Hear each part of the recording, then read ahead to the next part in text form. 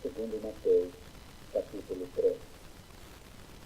Naqueles dias apareceu João Batista, pregando no deserto da Judeia, e dizia: Arrependei-vos, porque está próximo o reino dos céus. Porque este é o referido por intermédio do profeta Isaías: Vós que exclama no deserto, preparai o caminho do Senhor, endireitai as suas veredas.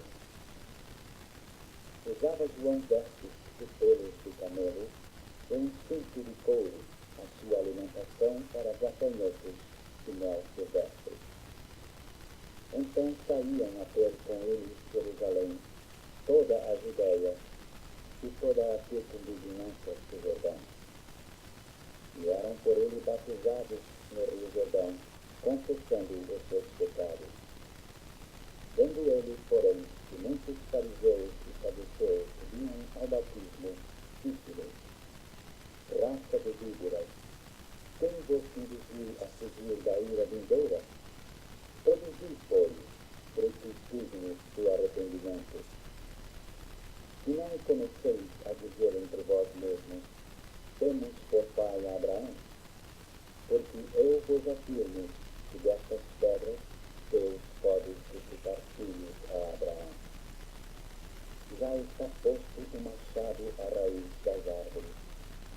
Toda árvore, pois, que não produz bons frutos, é cortada e lançada ao fogo. Eu vos batizo com água para arrependimento, mas aquele que vem depois de mim é mais poderoso do que eu, cujas sandálias não sou digno de levar. Ele vos batizará com o Espírito Santo e com fogo. A sua pá ele a tem na mão e limpará completamente a sua eira. Recolherá o seu trigo no celeiro, mas queimará a palha em fogo inextinguível.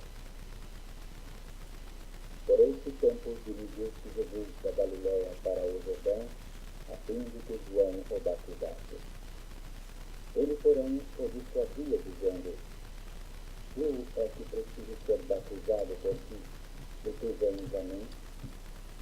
Mas Jesus lhe respondeu: Deixa por enquanto, porque assim nos convém cumprir toda a justiça.